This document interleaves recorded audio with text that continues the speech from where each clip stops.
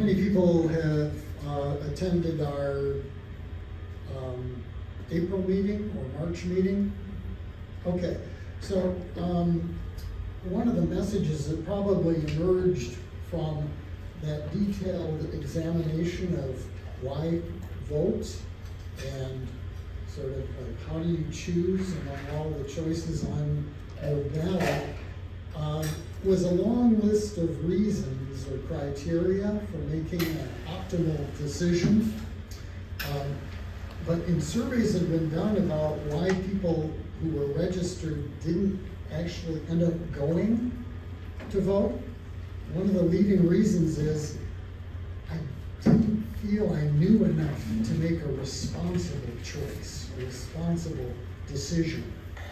And so we're going to try to lower expectations a bit, that you not make an optimal decision, but a good enough decision. And so consider this metaphor, that voting is not like marriage forever through thick and thin. It's more like getting on the bus to go somewhere. And so you're trying to get close to where you eventually want to be. And if you can't find a route that will put you at the doorstep of your destination, don't stay home and sulk, okay? So good enough is the expectation that I'd like us to consider as we talk about how we get out the vote.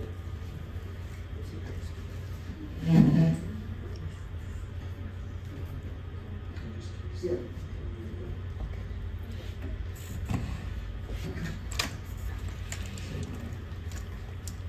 Okay, so what we'll do today is look at some context in terms of recent voter turnout rates, look at some system level or structural level constraints maybe on how many people turn out to vote, look at the individual perspective on whether you go to vote, and then look at some get out the vote, GoTV, tactics, and we'll finish with an exercise where you will personally make a plan for the August election.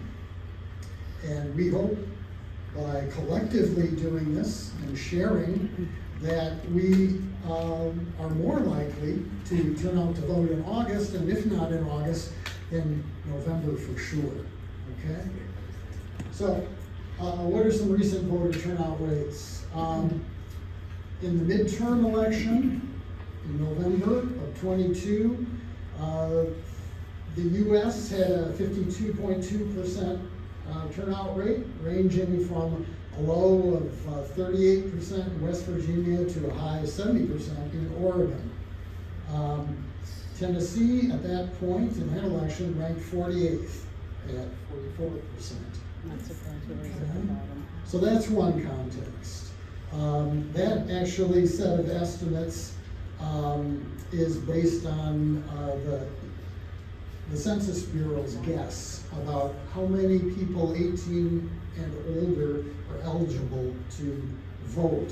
They are using a loose metric that will help them compare across states. But you know, every state has got its own definition of who can vote. Yeah. And so they're using an estimate to compare across states. A different metric is in the second bulleted point. So Tennessee, in that same election, had 38% by this other estimate, which comes from the Secretary of State's office and is official in that sense.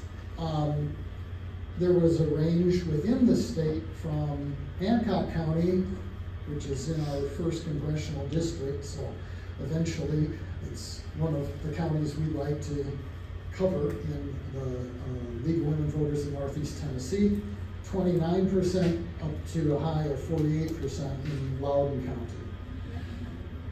Looking a little bit more broadly and locally, these are the 8 counties in our sort of service area, or first congressional district. And thanks to Ramsey Gowan for digging through the data on the Secretary of State's site, and I calculated the average for August elections and November elections. So those would be general elections as opposed to the primaries in March. And this is the results. Little counties seem to have higher turnout rates. So Johnson County is number 1 at 44%, Unicoi at 42%, Carter at 39%, and then the bunch, the rest, at around 37%. Now those August and November rates are very different. August is really low, in the teens and 20s, and November rates are pretty high, respectable, 60 and 70, although 66% means that 1 out of every 3 registered voters said, why bother? Okay, what are some structural factors, policies, decisions that have been made long ago that might have an effect on voter turnout?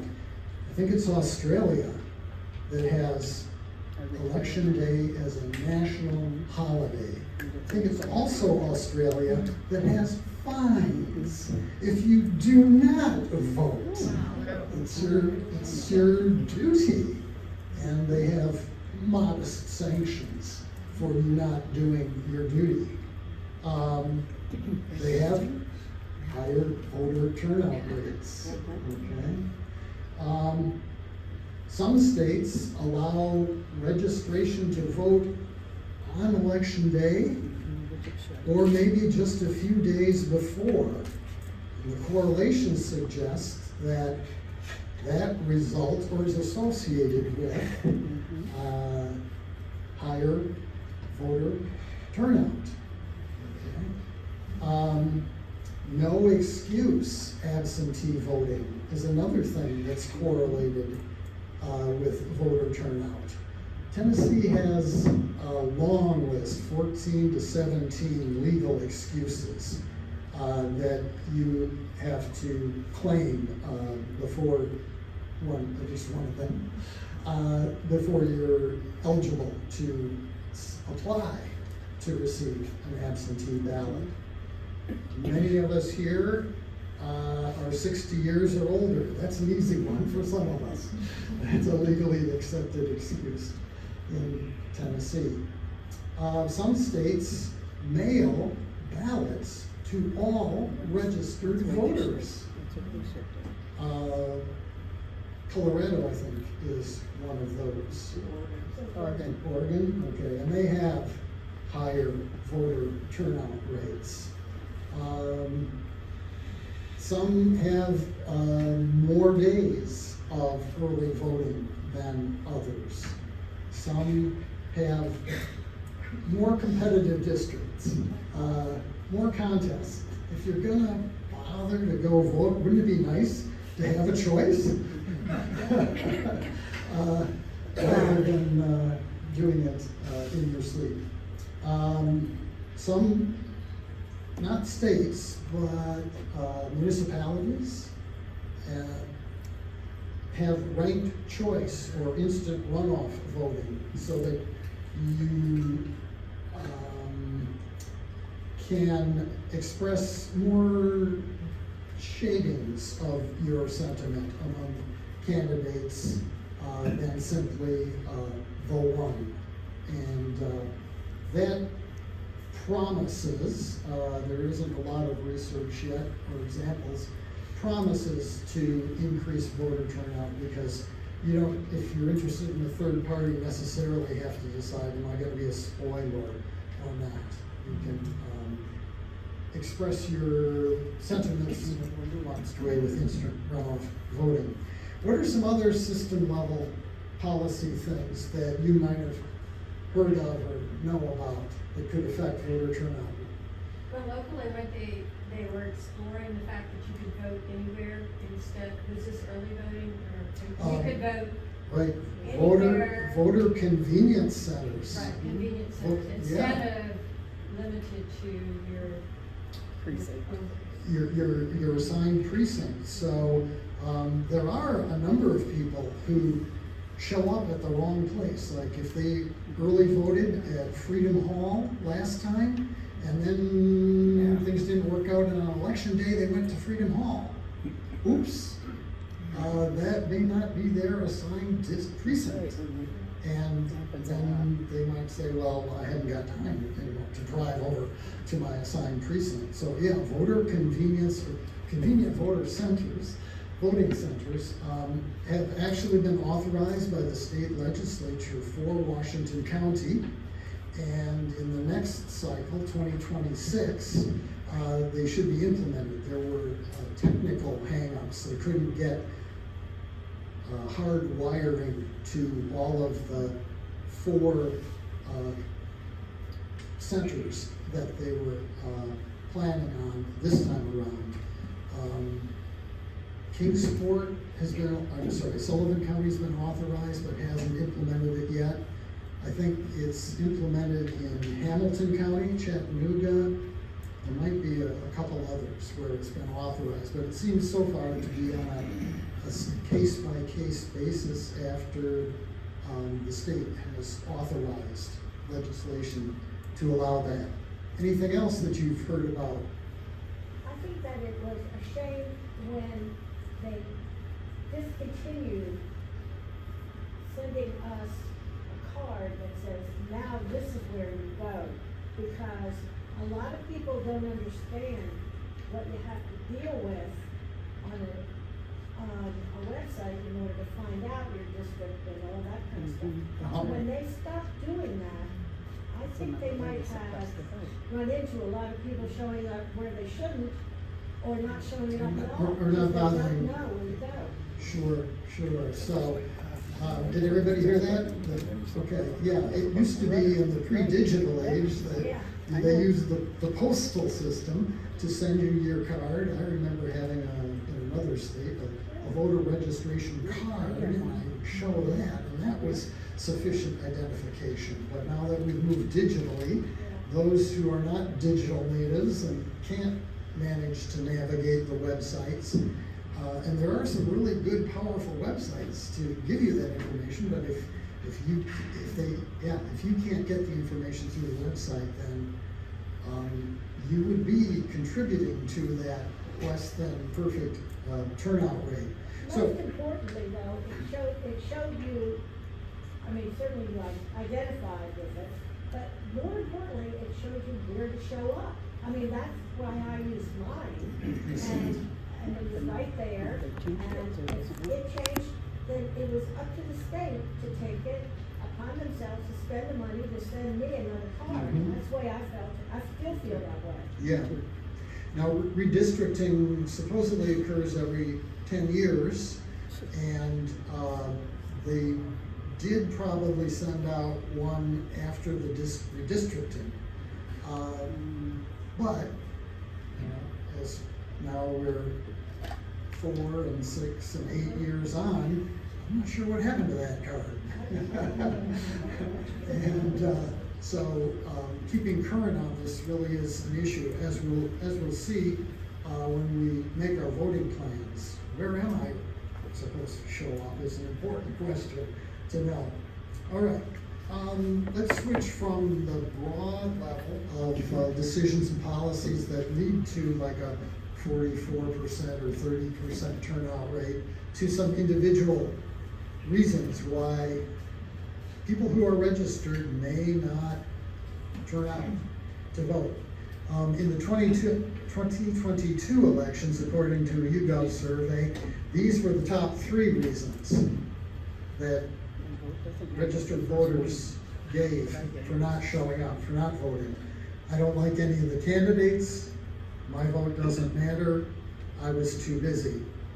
And as I mentioned before, not too far down the list, I didn't have enough information to make a responsible choice, so I just didn't choose. I didn't make a choice.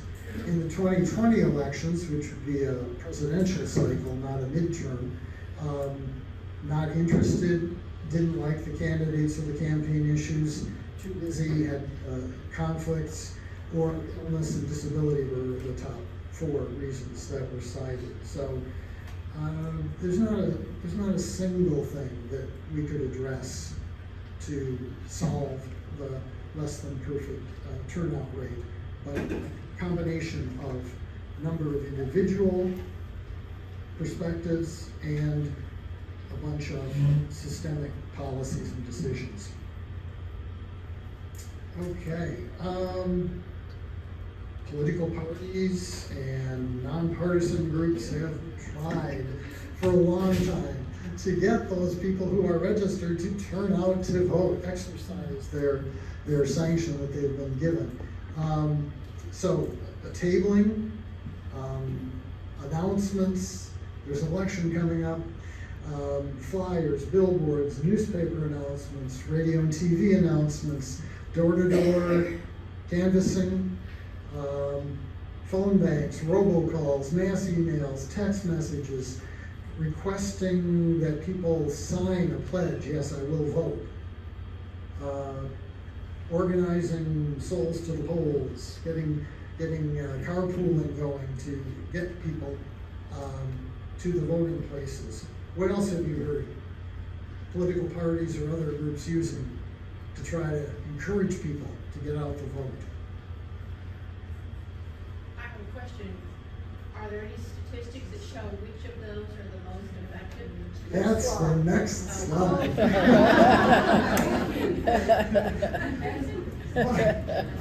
Because there's not a tremendous amount of research, it's good to brainstorm. What else might help? Anybody have some other ideas of what else we could do to try to encourage people to get out to vote? Talk to people. Talk to your neighbors. Talk to Family people members. you just talk to people. Friends. What else? There's a group called Red, Wine, and Blue, and they propose that people have wine parties in their home and invite your neighbors and discuss, if anybody needs a ride or if somebody have a question or that kind of thing. They said they think that the best way is by word of mouth. Yes. I live in an apartment building, I could do that for the whole stairwell. Yes. Oh, yeah, definitely. Make a party out of it. And we can supply materials. Although maybe not the wine. And all that thing, dates and all that stuff, we would be happy to give to you. That's good to know. Okay, let's look at the most effective techniques.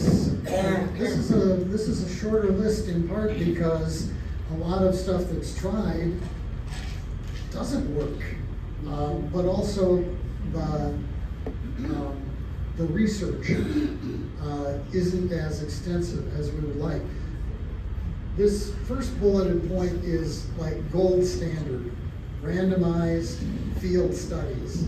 Not double blind, but this is really high power stuff. And the conclusions of this set of studies is that personal touch, talk to people, is important, whether it is over the phone or knocking, field work, door-to-door canvassing. That is demonstrably, statistically significantly better than mass emails, robocalls. When you think of the millions of dollars that political parties and other interested groups have put into robocalls and mass emails, it's amazing that those, at least in an experimental basis, don't have any effect, significant effect on turnout. It does affect it in that it irritates you. Yeah, that's right. That's true. We wish the election was done already. although that irritation hasn't reduced the length of the campaigns in our, the money and the bets people are placing on these ineffective techniques, if anything, have lengthened the season of campaigning. Another important technique proven in a number of studies is to use the social connection. Again, talking to people, but people you know, friends of friends, people in your network. This is helpful. The sub point there, to pass the word. Some of the scientists have suggested that it's like social contagion. Just passing the word, you know, there is an August election. Most people don't know that. A lot of people don't. They think, oh, the only election is in November, right? There is an August election? Oh, really? What? Yeah. To suppress the I think these buttons are fantastic. Just wherever the grocery store, wherever, everywhere you go shopping, all that kind of stuff. The vote. We're not telling anybody how to vote, just encouraging people to vote. And- They're on your table, taking them. And- What the dates are. So, because there's so many different dates of when you vote, people don't know what state it goes with what vote. Yes, yes. And part of that exercise that we'll be doing at the close of today is to sit through all those options and check your calendar and figure out for me what's gonna happen. And then if you can talk to people up and down your stairwell, you say, I'm going to early voting, but maybe you want to go on August 1st, which is a Thursday. Did you know that? I thought, well, all elections are on Tuesdays. Yeah, that's what most people do. This one is on a Thursday. So these are important details to be managed. Building the expectation to vote. That's another function that button might serve. Unfortunately, Oh, everybody's voting apparently, or everybody thinks voter turnout's a big deal apparently. So maybe it's hot. I don't know, a meme. But that's the other mechanism, not merely the informational mention, like a contagion effect, but the social influence of saying, it's what we do. You know, we are not 48th anymore. We're now 35th, and I hope we'll be 25th someday. That's what Tennesseans do, they vote. Okay, so, experiments about what content, effective messages, surprised me in that there are some equally good things. An appeal to civic duty statistically is about as useful or helpful in increase in turnout as highlighting how certain contests might be close and your vote could make a difference, tipping it one way or the other when it's very close. Or some sort of, again, social norm. Our neighborhood always votes. We're from Johnson County. We have the highest turnout rate here, and we want to preserve that. People around here turn out to vote. Okay. Interesting again to me, although as we go down the list, there are fewer and fewer high-quality studies supporting this, but nonpartisan voter turnout efforts are at least as effective as partisan turnout efforts. There was one study where they were more effective, maybe because of the irritation factor. You're not implying that that if I turn out to vote, I should, who I should vote for is with a partisan mobilization effort, but rather we don't care as long as you take care to vote. So nonpartisan, and that's what the league is all about. Increasingly, maybe in the face of the frustration, there are all kinds of coalitions being formed to help get out the vote. Some in the last presidential cycle that this league was partnered with were National Voter Registration Day, and the website is there. It's September 17th. These are all aimed at the November election cycle. National Voter Education Week, October 7th to 11th this year. These dates change from cycle to cycle. And Vote Early Day, October 29th. There are websites with resources to that you could share.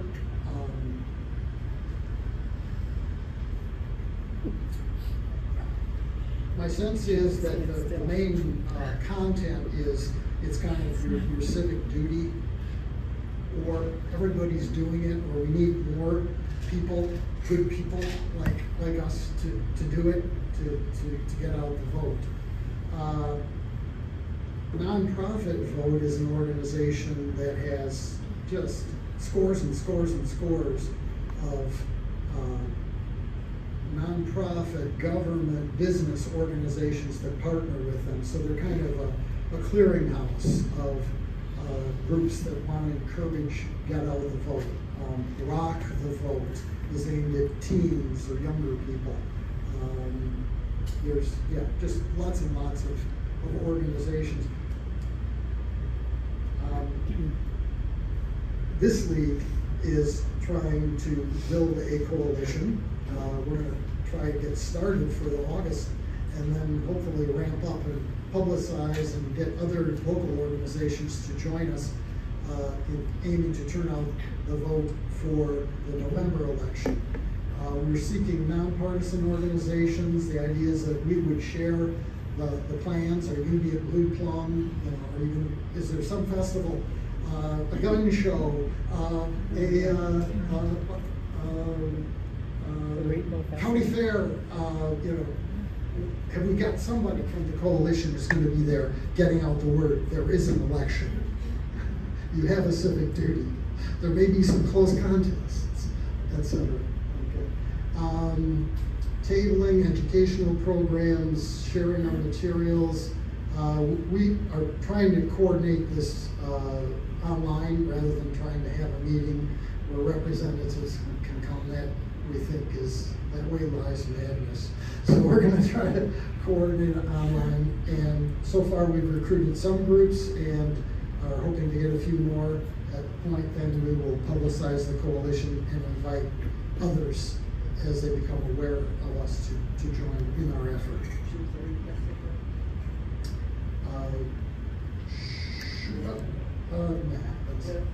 Keep the mystery of who's already signed up.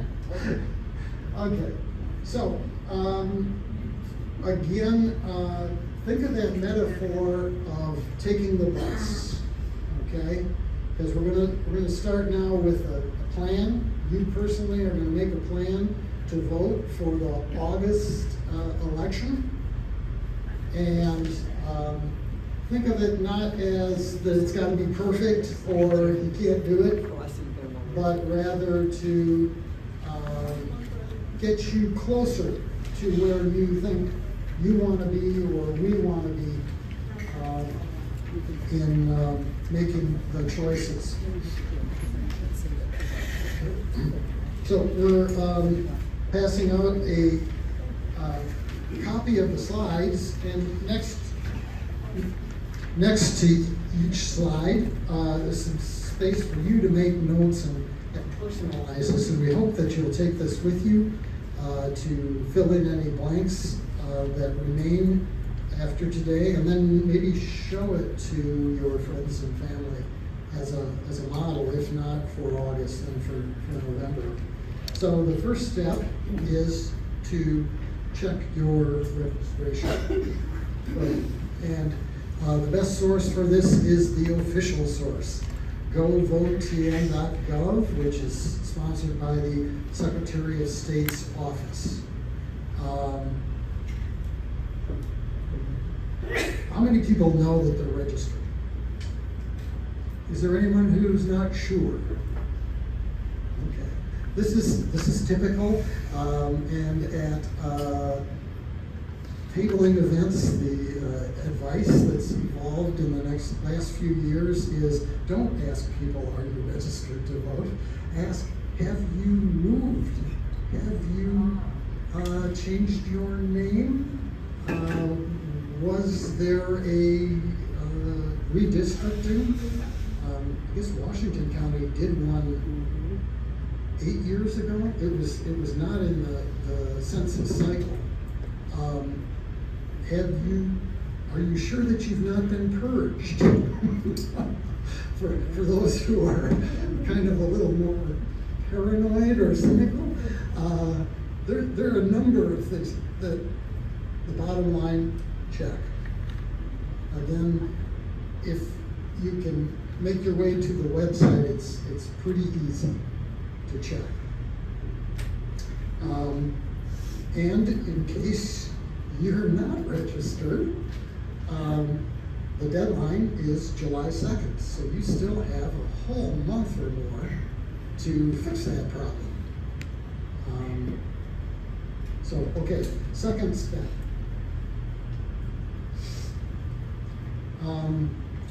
You have options of sort of when to vote, even if August is your target. So one option would be absentee voting. Again, the govotn.gov is a great source to check if you qualify. One of the tabs is absentee ballot.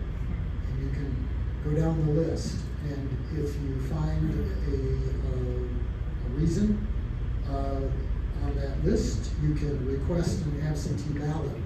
The window for requesting an absentee ballot for the August election started in early May. May 3rd, okay.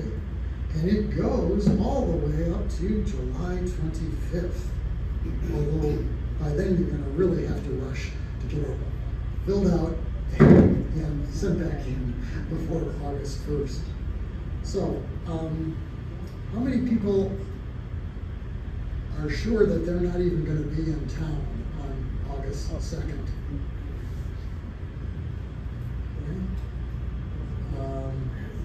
That would be, I mean, looking at your calendars, that would be a reason why you might want to exercise the absentee option.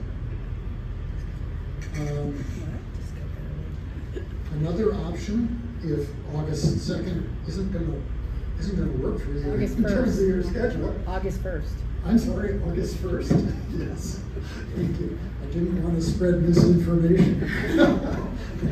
In fact, that's one of the things they're worried about with artificial intelligence is that people are going to send out apparently official sounding messages like, don't forget to vote on August 2nd. There won't be anybody there to meet you. Yeah, August 1st. Another option is early voting. Okay, so if there's a window where you will be in town between July 12th and the 27th, you might consider that option.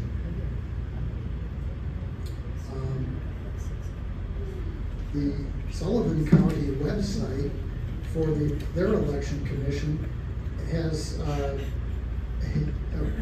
big box that says early voting is strongly encouraged.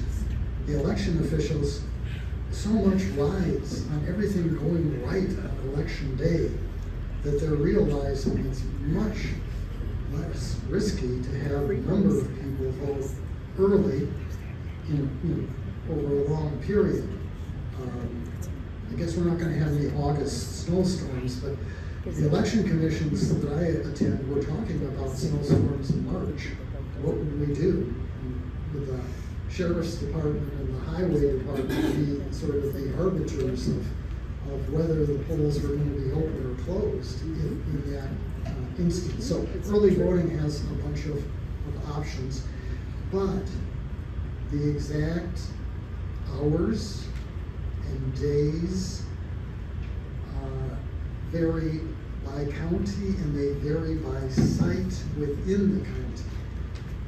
So if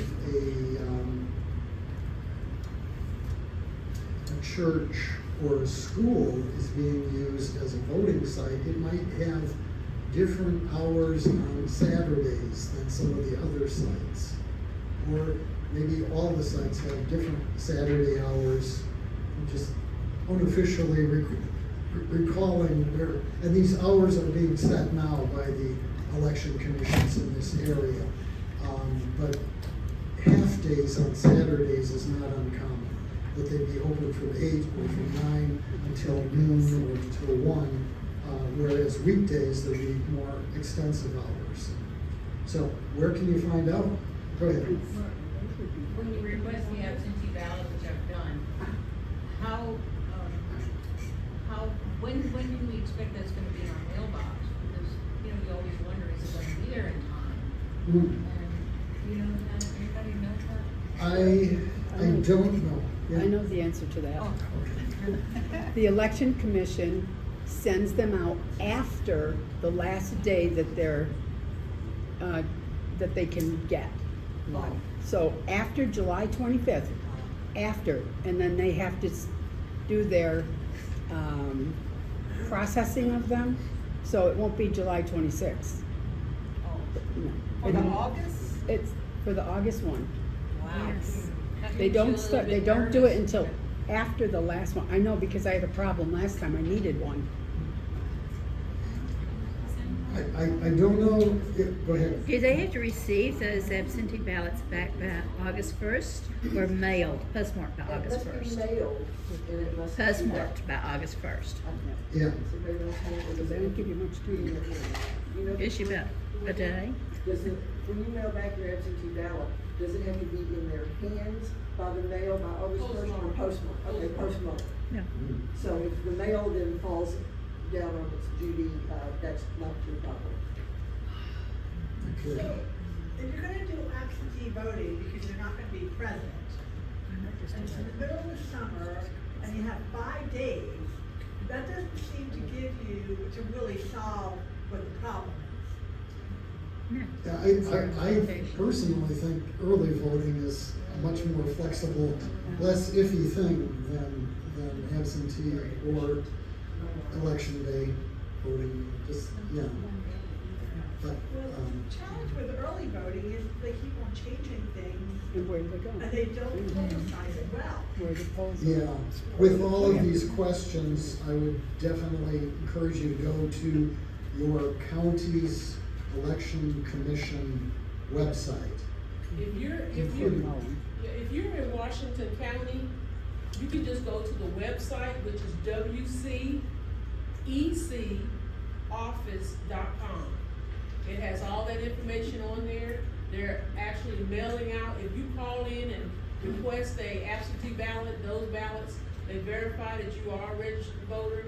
Those, request forms are mailed to you for you to fill out. Make sure you put your whole social security number on there, which is the reason why some of them come back. And then you mail it back in. And then they will send you a ballot closer to the time of the election. Right now, they're waiting on the ballot, the approved ballot to come in from Nashville. And the hours for early voting will be determined on Tuesday when the election commission meets at 9:30. Victoria Rogers is one of our experts who's been doing this election for years. We always trust Victoria. The other advantage, one of the other advantages to early voting is, you don't have to know where you vote in Carter County. Mhm. I don't know if that's true in Same all in counties. Washington. So you just go to the election commission and they look you up and get the ballot, correct ballot for you. But you don't have to know exactly where to go. Right. Another advantage to the early voting is when you vote on election day, you get up that morning feeling sick, you have no alternative. But if you go to, I always make it a point of voting early on, or planning to, on the first day. And that way, if I wake up feeling sick, I'll just roll it over to the next day. But if you start early, you've got lots of options not to miss. And then your vote doesn't. And there's no long Even if you line. voted early. Yeah. Much more to do. Yeah, it It's does. true too. No, because you're dead, it doesn't count. So, at this point, how many people, just That's some of those like a where they say tentative that straw people- vote, it's because uh, the garbage- think they'll be using the absentee option? I already requested it and sent it in. All right. But now I wish I had. That doesn't lock you in, does it? Yes, it does. It does not, it's still counts. Oh, that's what they told me.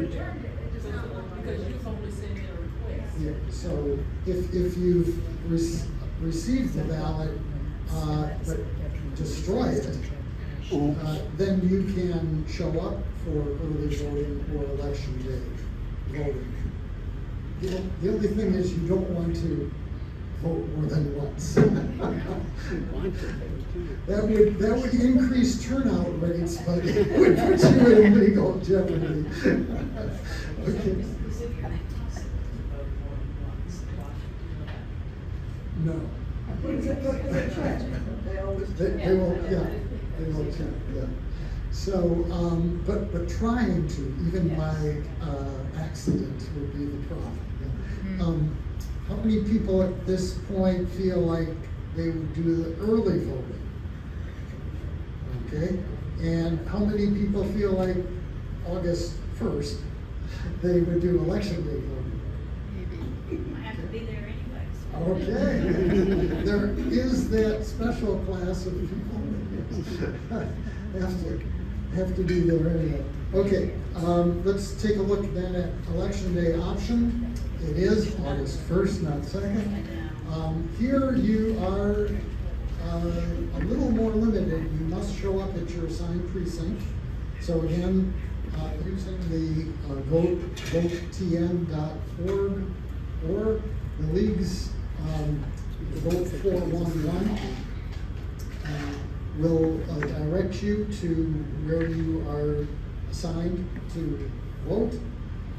What you should bring, your driver's license or a photo ID issued by Tennessee or the United States.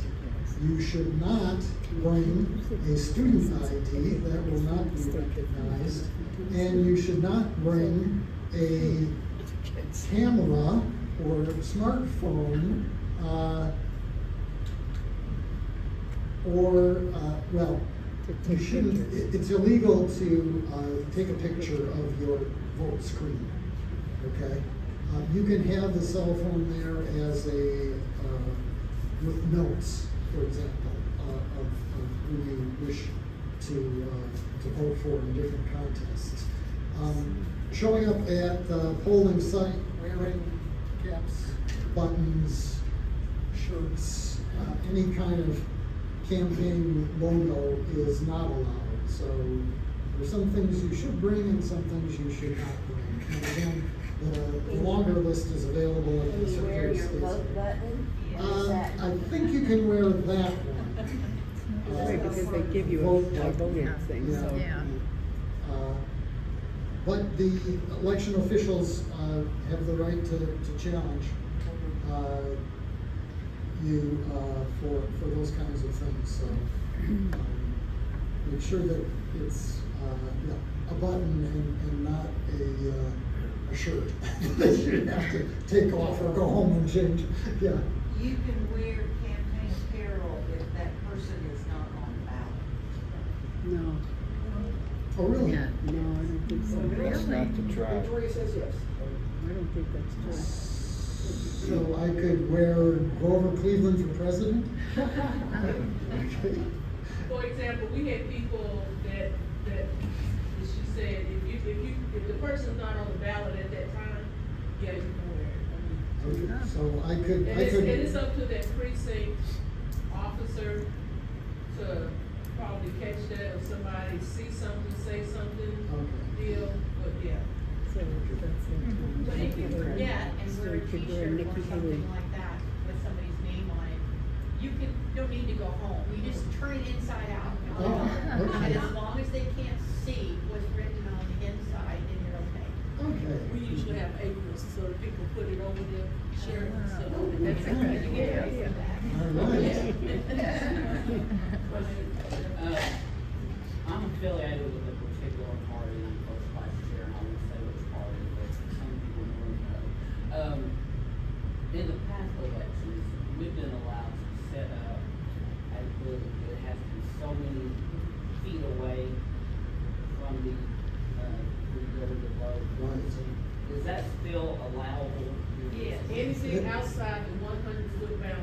Yeah.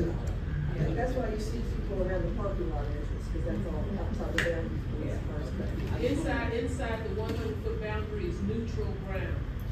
So anything outside, you can hand out stickers, buttons, whatever you wanna do, outside that 100-foot boundary. Cause we usually target like 5 precincts to do that, so I'm saying that's still allow. Step 4 of the plan, is to, sort of know what's on the ballot. And again, sample ballots are available at your county election commission website. Not now, but they will be soon. And so, you can, find, which contests are, going to be on your ballot there. You can also use online resources to, evaluate the candidates. Vote 411 is the league's system, and we are in the process of actually formulating questions that we will send to candidates for the August election, and then we hope that we'll be able to do even more for November. Right now, we're aiming for just Washington and Sullivan County for August, but hope to do some others in November. You post the candidates' ideas on different things on there? We send them a standard set of, will be 3 questions. And it'll be very generic, like, why are you running for this office?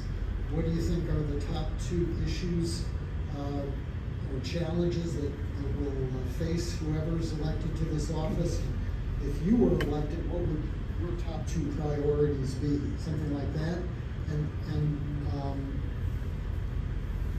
we will, within the word limit, take back literally whatever the candidate sends us. And where will that information go? It'll go onto the website, the 411 website. Where else is it available other than the website? But, you know, Like not the newspaper. everyone has access to the internet, and not everyone who has access trusts it. That people still trust print better.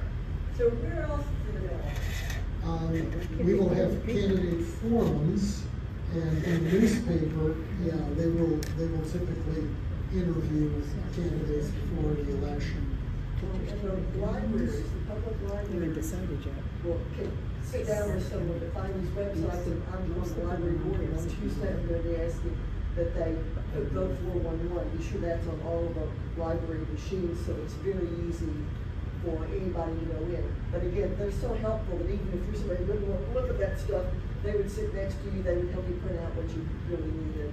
So the library has become the public for, but it's too bad, they used to mail out little booklets and things. Yeah, and I guess what I think what I'm getting at is there are a lot of people that even get that type of help, I don't know if they're gonna ask for that type of help.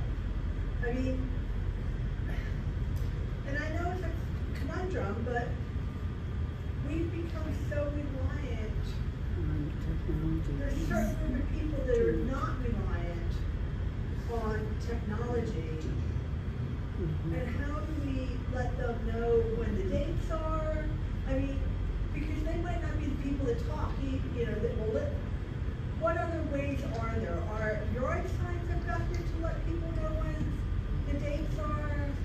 Well, we have, and please take in the back, we have lots of different handouts that have the dates, and, a lot of information that is physical, that we can hand to people. And we want you to encourage you, if you have 10 friends, take 10 and pass them out, because they will say, here are the dates.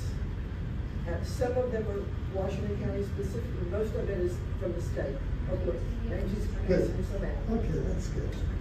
Our newspapers do a really good job All the local of newspapers. printing the forum results.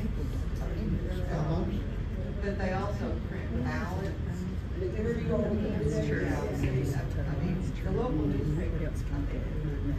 And they are also in the library if you don't like subscribe. Right. Some of the smaller counties aren't served The local news. by daily newspapers, and so says this announcement, the coverage they is should gonna have on their be TV On the more local, patchy. where they do that. Um, a scroll. For those If they can't do who Brawl, it's what- like paper evaluation, I'm gonna point to VoteSmart. VoteSmart does not cover local elections. Maybe some state legislators, but they're definitely at the national level. And they have to me, wonderful website that has a bio sketch of the person, let's say a US senator or US representative. They have another tab that has their finances, which PACs are giving them money. They have another tab that has, if they are an incumbent, their speeches from Congress. They have a tab of ratings by special interest groups. So how does the Nature Conservancy rate this person? How does the UAW or AFL-CIO rate this person? How does the NRA rate this person? How does Susan B. Anthony or Emily or any of the groups? And you can ask them to send you a booklet. It's thick of ratings that sort of information about candidates at the national level. And they also have a lot of questions that many do not get responses. Yes, their original plan was that they were gonna, like the 411, they were gonna send questions to all the candidates, and for decades that they've been in existence, almost every candidate refuses to answer. So that's very disappointing, but they've indirectly then added information from these other sources to give you some idea of what these candidates are. Just to the question about how to make information available that is not just online, I think that's part of what we're trying to do with the coalition and with things like tabling at public events, whether it's festivals or public gatherings for people with special interests. You know, the problem is, person power and having enough people to identify the ways, but, trying to have a coalition of people that are involved in different parts of the community so that we can reach to people that might historically not be going into the library or coming to meetings like this. Yeah. So some of the magic power of personal contact is if you figured out a way, or you found a site or a source, that you share that with your network of people and spread the word that way. That's powerful. Besides candidates, ballot measures are sometimes on ballots. In Washington County this time around, Johnson City has 4 amendments to its city charter that will be on the ballot. And so those are examples of referendum. Tennessee is not really a referendum or public initiative state very much. Occasionally there are constitutional amendments to the state constitution that appear on the ballot, but there are these occasional municipal charter changes that appear as well. Okay, so the last step then is to share your homework with your friends and family. Talk to them about making a plan, some of the steps that are represented here in making the plan. You can pick up as you go cards from the League of Women Voters 411 that have the same 5 steps in a nice colorful format that you could pass around to get people thinking, and then check in with them and keep them thinking about very concrete steps that they need to take to show up and vote in this August election. there's a lot of research in social science about goal setting and the correlation between setting a goal and actually behaving or performing, achieving that goal. And the more specific and measurable and assignable and realistic and time-related SMART or SMART goals have been shown to be most highly correlated with actual behavior that was the point of the goal. So that's the general idea. Let me, before we close, ask, are there any questions or observations about that? Can you see a way to make this understandable to somebody else, like another member of your family or circle of friends, and feel like you could actually encourage them to do the same? Yeah. I have a much broader and more fundamental question. Okay. I think at one time I could probably say that everybody believed that apple pie and motherhood were a good thing. I don't know if it's true today or not, but anyway, that at one time I think believed that. What are our beliefs around getting a larger and larger turnout? I mean, I can think of some pretty good ones for myself personally. You know, maybe Tennessee will look better than Texas does if they have a high turnout or something, you know. And also, I think one of the good ones is that you simply ask somebody who's disagreeing with what's going on after the election has been over, and they disagree, you ask them, did you vote in this election? But on a more fundamental basis, what is our belief in wanting a much higher vote? Do we believe that more fairly will represent the wishes of this nation if we get out a higher vote percentage? What are the fundamentals in really wanting a large vote turnout? How does it help us really as a nation, and so on and so forth? That's getting very deep. Yeah, no, I'm sure that there are a bunch of answers to that. But yeah, my basic one would be that when a politician who's elected by a narrow victory in the electoral college and lost the popular vote goes on to claim a mandate for the American people. Oh, Right, exactly. In some sense, I blame the American people who did not turn out to vote, who did not change that, in my opinion, ridiculous system that we've had for all of our existence. You know. But Ramsey, you've looked at the motivations of people who don't even bother to register to vote. There are lots of layers and slices in America. What kind of appeals work for the non-registered people? Yes. I didn't review them. It's I think a lot of people, think, who are not registered, think it's too hard, it takes too much time, it's complicated, they feel confused about the process. And so creating pathways for people to get to register, there is misinformation about who's qualified to register to vote. And then motivations are sometimes similar to the reasons people don't vote.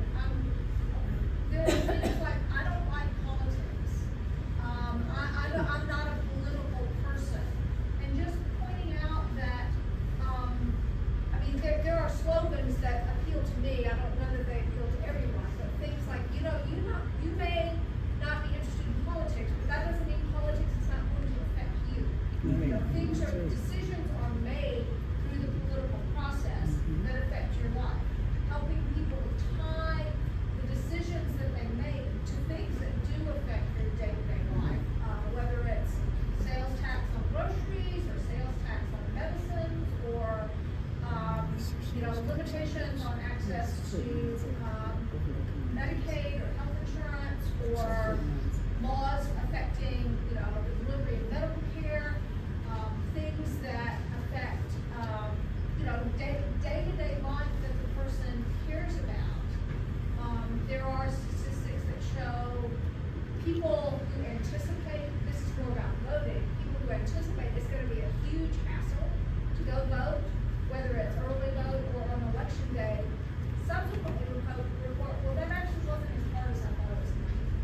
So trying to get people's expectations to say, well, let's see how we can make it easier for you. And then realize that maybe it won't be that hard, at least it won't be impossible. So there are things like that. I do think personal contact and trying to help people feel a sense that it matters for them. It matters for the country, it matters for them. And taking this opportunity is a way to try to, express what matters and let politicians know it, whether your preferred candidate wins or not. If you have voted for one, you can show what your priorities are. I would also mention, because this happened just last Wednesday, I was talking to two friends, and it turned out they were not interested in politics, they didn't think they were gonna vote. And I said, let's think local. Let's think about the local school board, and are they going to ban books, what curriculum are they gonna have, those sorts of things. Let's talk about the city commission, and Bitcoin money, and zoning, and things like that. And they're like, oh, and I said, it really does matter, and the local elections are the ones that are often decided by very few votes. So I said, so they're gonna go back. Yeah. So it's a good opportunity that your vote can count in a way that it might not count or hasn't counted in the past, because there's also a ballot measure in addition to candidates. There's two more things if I might. Let's move on. Afterwards, if people want to come up and talk to you, I think that would be great, in Okay. terms of getting back to the Thank you. program. Yeah. Now is a good time, all these, nice young 18-year-olds graduating from high school, getting ready to go to college and so forth. Now is a good time to present something like this to them, get them registered to vote, to make sure that they can vote in August before they go to their school of choice or whatever. And if you know kids that's going to ETSU and not from the area, talking to them to make sure that they request an absentee ballot from their county so that they can vote by absentee from their county, even though they live in Washington County. Because just because you live in Washington County does not mean that you're registered here unless you actually register here. So it's so this comes in handy for, getting all those young people registered to vote by July 2nd. And that's coming up soon. Good point.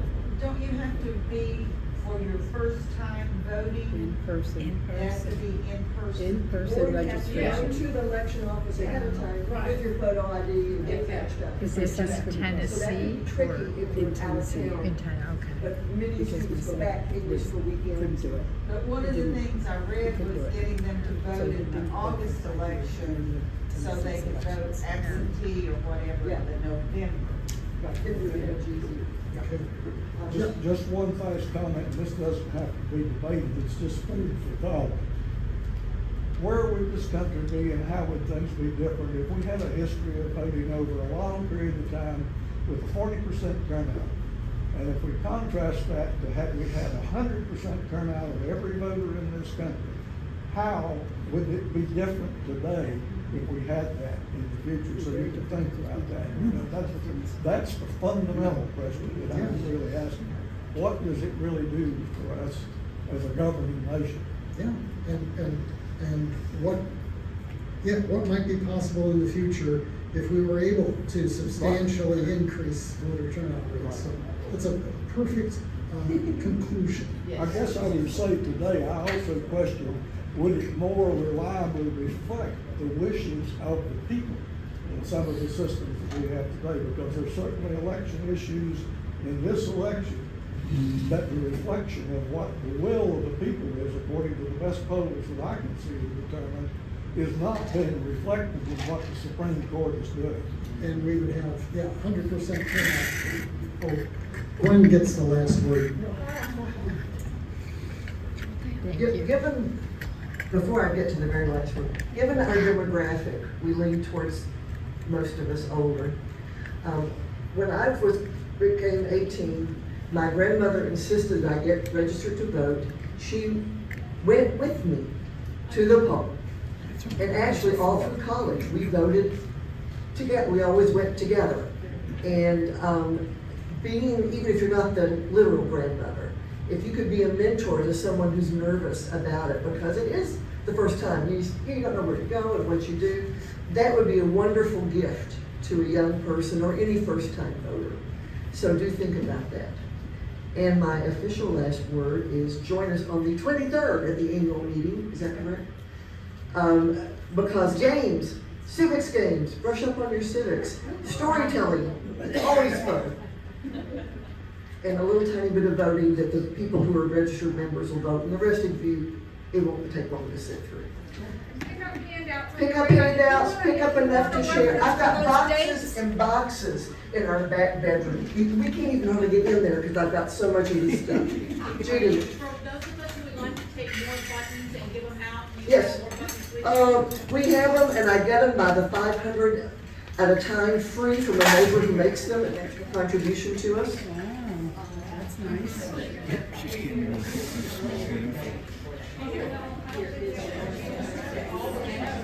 Oh, yeah, he said, hey, she says that's not good. Oh.